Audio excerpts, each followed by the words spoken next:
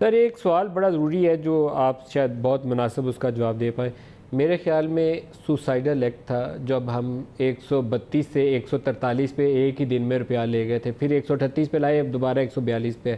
تو یہ سوسائڈ تھی 10 روپے کو 132 سے 143 پہ لے جانا اور پالیسی ریٹ کو 10.75% پہ لے جانا.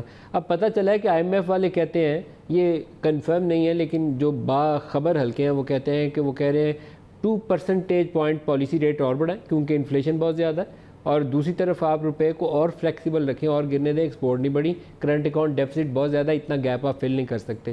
از it going to be a wise move or a suicidal act? میں تو سمجھتا ہوں کہ یہ کچھ حد سے زیادہ ہم نے یہ دو انسٹرومنٹس کو استعمال کیا.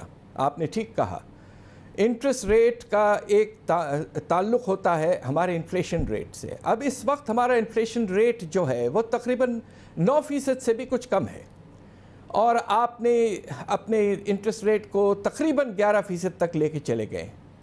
دوسری طرف جو کرنسی میں ہماری جو ایک طرح سے کچھ اوور ویلیویشن ہوئی تھی پچھلے سالوں میں, وہ زیادہ سے زیادہ 24 سے 27% تھی, اور آپ نے کرنسی کو پچھلے 2 سال کے اندر 32% گرا دیا ہے.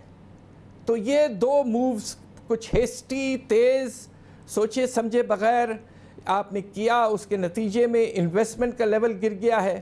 اس کے نتیجے میں آپ دیکھ رہے ہیں کہ آپ کی جو امپورٹڈ آئٹمس ہیں, خاص طور پہ اب آپ پیٹرول کی قیمت دیکھیے, آپ کو پچھلے دنوں اس کو 9 روپے بڑھانا پڑا. اس میں یہ کرنسی کی ڈی ویلیویشن کا بہت بڑا امپیکٹ ہے.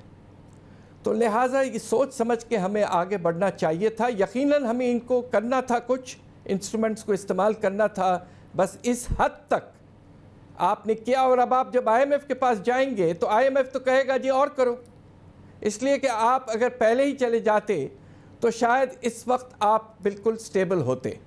اب وہ اپنے پروگرام کو ثابت کرنے کے لیے کہ یہ سٹرونگ پروگرام ہے, وہ آپ سے کہہ رہے ہیں کہ انٹرسٹ ریٹ اور بڑھائیں, کرنسی کو اور گرائیں. اور سب سے خطرناک چیز ندیم یہ ہے کہ اگر مارکیٹ بیسڈ ایکسچینج ریٹ ہوگا تو مجھے خدشہ یہ ہے کہ مارکیٹ میں روپے کی قدر میں بہت انسٹیبلٹی پیدا ہو جائے گی, اور خدا نہ خواستہ خطرہ اس بات کا ہے کہ آنے والے سال میں کرنسی اور 25 سے 30% گر سکتی ہے اگر آپ اسٹیٹ بینک کو انٹروین جی اگر آپ market based exchange rate policy پہ جائیں گے تو اس میں خطرہ ہے کہ انسٹیبلٹی بہت زیادہ پیدا ہوگی مارکیٹ میں. State bank must retain the right. Yeah, that's true. No doubt about it.